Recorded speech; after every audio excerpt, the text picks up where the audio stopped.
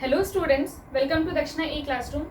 So today we are discussing the paper CT3 of class 9th which had question from chapter gravitation. So we have again 20 questions from physics.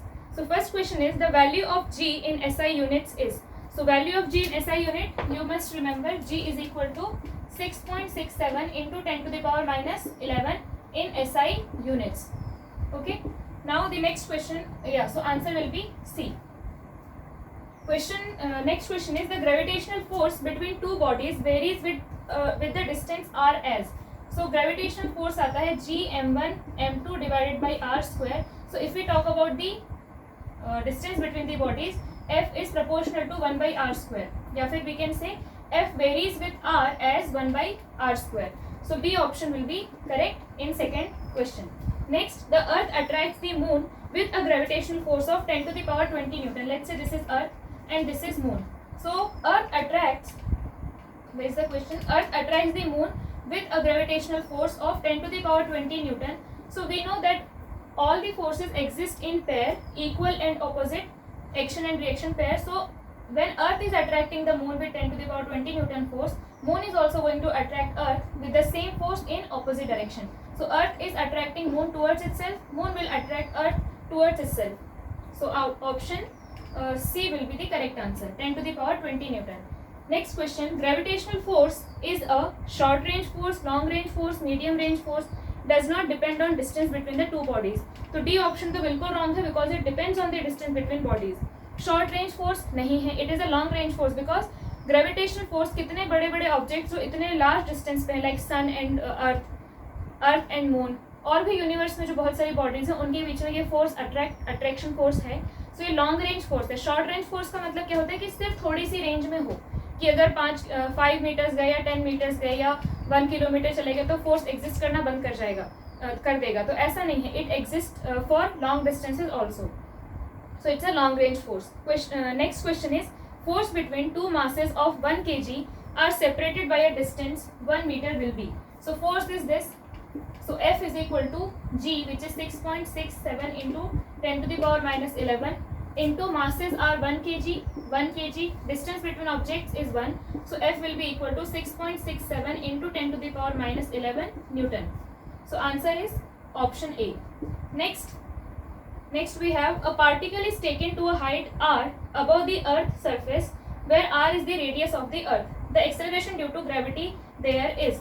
तो एक particle है जो अर्थ से कितने distance पे, earth surface से r distance पे, इसका मतलब अर्थ के सेंटर से 2r डिस्टेंस है because this is r and this is also r. So total distance is 2r. एक ऑब्जेक्ट है यहाँ पे. Now they are asking the particle is taken to height r above the earth surface where r is the radius of the earth. The acceleration due to gravity there is. तो अब अगर हम earth surface से सिर्फ थोड़ा सा distance ऊपर जाते हैं 10 किलोमीटर 15 किलोमीटर, तो जी की वैल्यू या gravitation acceleration due to gravity की वैल्यू चेंज नहीं होती. लेकिन हम अर्थ के रेडियस के लगभग बराबर डिस्टेंस पे अगर चले गए तो इट विल चेंज. तो कैसे निकालेंगे? हमें पता है कि अगर हम अर्थ सरफेस पे हैं तो ग्रेविटी की वैल्यू हम कैसे निकालते हैं? सो जी M, let's say mass of earth is capital M, mass of object is small M. तो G M by R square is the force. अगर अर्थ की सरफेस के पास कोई ऑब्जेक्ट है तो दिस इज दी फोर्स. और फिर हम लोग क्या करते हैं कि जब इस मास से हम लोग डिवाइड करते हैं इसको, ये F बाई एम ही क्या कहलाता है? This is gravity. और ये आता है 9.8 meter per second square for the objects which are kept near the earth surface. लेकिन अगर हम इसी को ऑब्जेक्ट यहाँ पे रखते हैं तो तब क्या आएगा? Force G capital M small m divided by 2r into 2r का स्क्वायर. सो नाउ इसमें जब हम m से डिवाइड करेंगे यहाँ पे तो क्या आएगा? We will get gm divided by 4r square. तो ये वैल्यू क्या थी?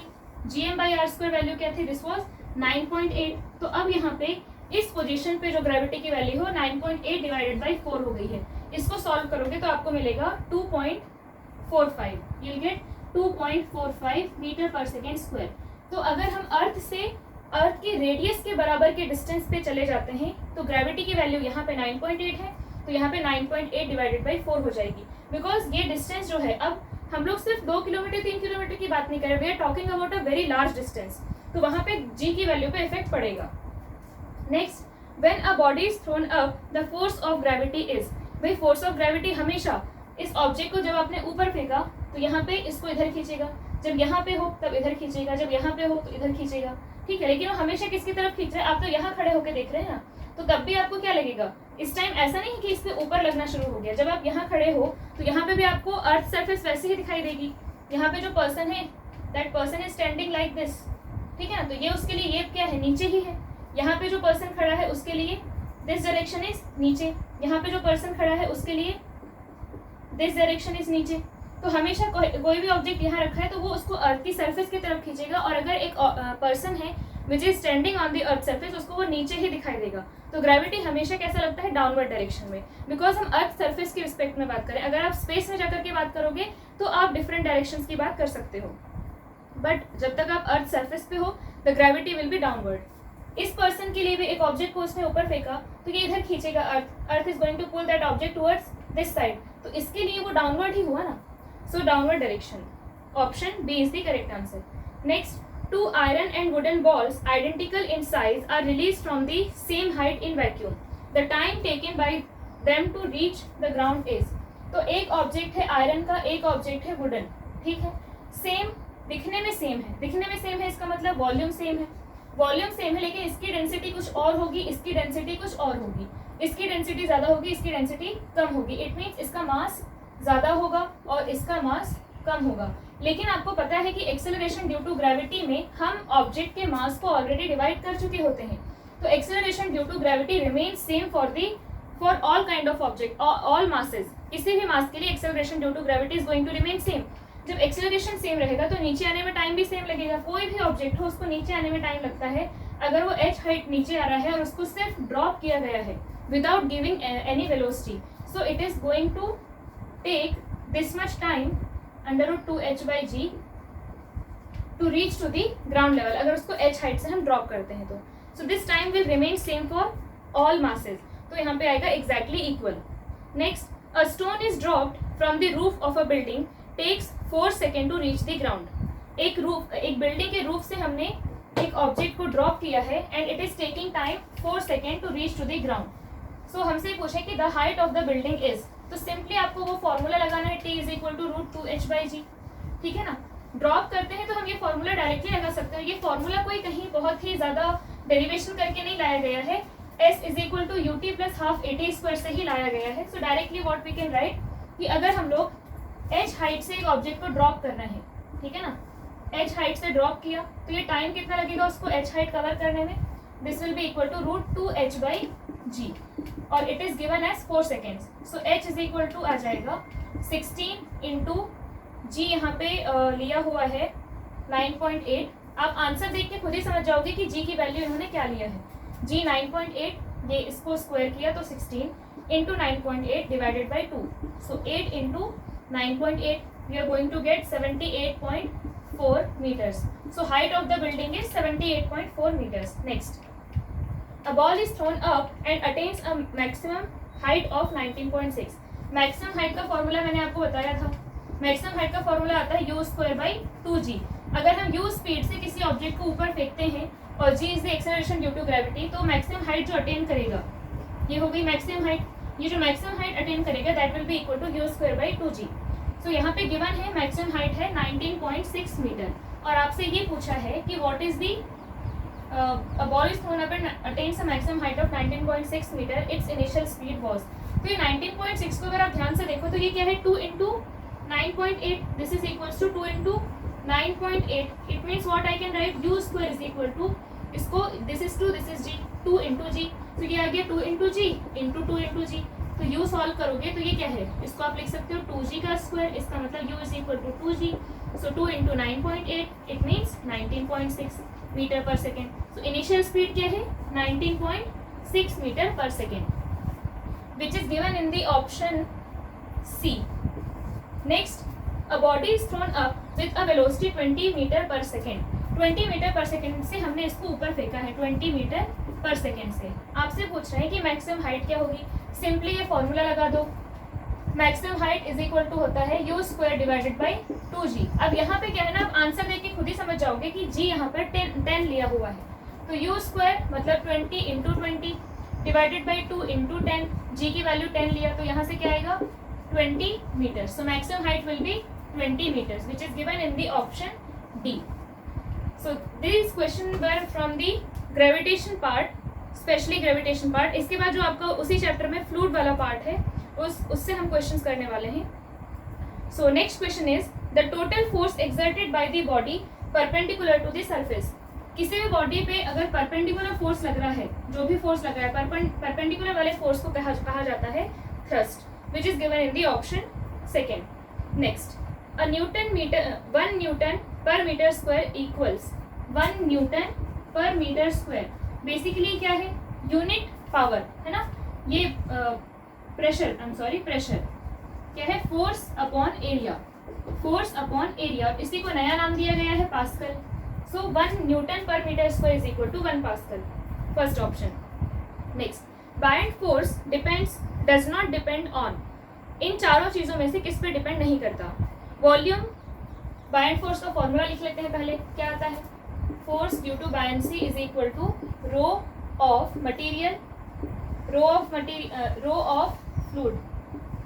फ्लूइड की रो पे मतलब density into volume of material into gravity. ठीक है, तो यहाँ पे ऑप्शंस क्या है, volume of body emerged in a liquid, yes उस पर डिपेंड करता है. उसके बाद है density of fluid, yes depend करता है. Acceleration due to gravity, yes. Next, height of the liquid column पे डिपेंड नहीं करता. किसी भी अगर आप किसी भी ऑब्जेक्ट को पानी में डाल रहे हो, किसी भी लिक्विड में डाल रहे हो, वो कितना गहरा है या कितने बड़े टैंक में रखा है पानी, it does not depend on that. Unless उसमें ऐसा ना हो कि पानी इतना कम हो कि उसमें बॉडी फ्लोट ही नहीं कर पा रही है, तो फिर दिक्कत है. बट अगर वो फ्लोट कर पा रही है, उसके बाद कितना पानी है उससे फर्क नहीं पड़ता, या कितना लिक्विड है उससे फर्क नहीं पड़ता. So height of the liquid column affect नहीं करता बायंट फोर्स को. Next, buoyant force acting on a body due to different liquid is different. भाई उस पर डिपेंड कर रहा है, तो अगर हम लिक्विड को चेंज करेंगे तो this force will also change, so it will be different. Option B, buoyant force acting on a body due to different liquid is different. Next, the balloon stops rising up beyond a particular height when the density of gas inside the balloon. इसमें 4 option given है आपको. Again, exceeds the density of air outside, equals the density of air, becomes less than the density of air, none of the above. तो भाई कोई भी balloon है, उसमें हमने कुछ गैस फिल की है, तो वो फ्लोट क्यों करेगा या फिर राइज क्यों करेगा. क्योंकि यहाँ पे क्या है कि जैसे आप कोई भी खाली बॉटल को अगर पानी में डालो तो वो ऊपर आती है ना, लिक्विड के ऊपर सरफेस पे आ जाती है. ऐसा क्यों हो रहा है, बिकॉज जो भी ऑब्जेक्ट हम डाल रहे हैं, जो फ्लोट करता है ऑब्जेक्ट, वो क्यों करता है, because its density is less than the liquid in which we are immersing it. जिस भी लिक्विड में हम उसको डाल रहे हैं, उस लिक्विड से उस मटेरियल की डेंसिटी कम है, इसलिए वो ऊपर आ रहा है. तो सेम चीज़ यहाँ होती है. हम लोग एक लाइटर गैस फिल करते हैं बलून में, जिसकी वजह से वो राइज होता है. अब क्या होगा कि जैसे जैसे ये राइज करेगा, अब जैसे जैसे हम लोग ऊपर जाते हैं, डेंसिटी ऑफ एयर डिक्रीज होती जाती है. ठीक है, तो यहाँ पे इनिशियली जब हमने इसको जस्ट रिलीज किया, तो इसमें हमने कुछ गैस डाली है, तो density of gas is less than the density of air से कम है. अब ये तो कांस्टेंट है, ये चेंज होने वाली नहीं है. इनसाइड जो हमने मटेरियल या गैस डाली है, उसकी डेंसिटी चेंज होने वाली नहीं है. But slowly this is decreasing. एक पॉइंट आएगा, अभी क्या है, ये छोटा है और ये बड़ा है, स्लोली दिस इज डिक्रीजिंग. एक पॉइंट आएगा जब ये दोनों सेम डेंसिटी के हो जाएंगे. ठीक है ना, सेम डेंसिटी के हो जाएंगे, तो ये तब तक फ्लोट करता रहेगा जब तक इसकी डेंसिटी कम है. जैसे इन दोनों की डेंसिटी सेम हुई, फिर फ्लोटिंग वाला कोई केस रहेगा ही नहीं. भाई पानी में पानी को डाल दोगे तो क्या पानी ऊपर आ जाएगा, नो, वो उसमें कोई हमें डिफरेंस ही पता नहीं चलेगा. सो जब तक इसकी डेंसिटी कम है, जो इनसाइड जो भी है गैस, उसकी डेंसिटी जब तक कम है तब तक वो राइज करेगा, and after that it will stop rising. So यहाँ पे ऑप्शन क्या आ जाएगा, the balloon stops rising up beyond a particular height when the density of gas inside the balloon equals the density of air. Clear? So option B is the correct answer. Next है, when a body is immersed in a liquid, the buoyant force that acts on the body will be vertically downward, vertically upward, horizontally right side, horizontally left side. ये buoyancy का force तो upward ही लगता है. ठीक है ना, ये आपको पता है. Option B is the correct answer. Next question. The volume of a substance is 20 centimeter cube. The mass of the substance क्या होगा if its relative density is 2.5. 2.5 हमें इसकी रिलेटिव डेंसिटी गिवन है, इसका मतलब इसकी एक्चुअल डेंसिटी क्या होगी? रिलेटिव डेंसिटी क्या होता है? Density of liquid divided by density of water, तो या डेंसिटी ऑफ मटेरियल जो भी है, density of material divided by density of water. तो एक्चुअली डेंसिटी ऑफ मटेरियल क्या आएगा? Relative density into density of water. अब यहाँ पे सेंटीमीटर क्यूब में है, इसलिए हम यहाँ पे सेंटीमीटर क्यूब वाली डेंसिटी लेंगे। तो क्या आएगा? Rho m is equal to 2.5 gram per cubic centimeter. This is the density. Now you have to calculate the mass. Mass क्या आएगा? Mass will be equal to density into volume. So 2.5 gram per cubic centimeter into 20 centimeter cube. So this will cancel each other, so ये आ जाएगा 50 grams. Mass of the material is 50 grams. Option B is the correct answer. Next is the magnitude of buoyant force depends on which one of the following properties of fluid. Mass of object नहीं, इस पे depend नहीं करता. Size of object no. Density of liquid yes. Size of container no. सिर्फ density of liquid पे depend करेगा. Next, a force of 16 Newton is distributed uniformly on one surface of a cube of h 8 centimetre. तो cube की एक as पे ये force लग रहा है, जैसे मान लो इस एज पे लग रहा है, तो इसकी क्यूब की सारी साइड सेम होती हैं, तो सब 8 सेंटीमीटर की होंगी। इसका मतलब can we calculate the area of this surface? Yes, area कितना हो जाएगा? 8 इंटू 8 16 सेंटीमीटर स्क्वायर। हमसे पूछ रहा है कि व्हाट इज दी प्रेशर, तो प्रेशर क्या हो जाएगा? फोर्स लग रहा है 16 न्यूटन का, प्रेशर क्या हो जाएगा? Force which is 16 divided by area, 16 into 10 to the power -4, क्योंकि हमें एसआई यूनिट्स में निकालना है, पास्कल में निकालना है, तो इसको मीटर स्क्वायर में कन्वर्ट करना पड़ेगा।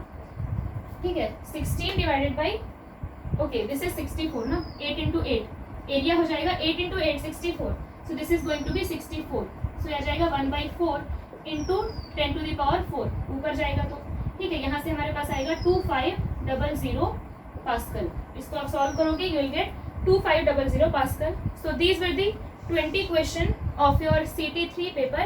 So I hope all the questions are clear to you. Thank you.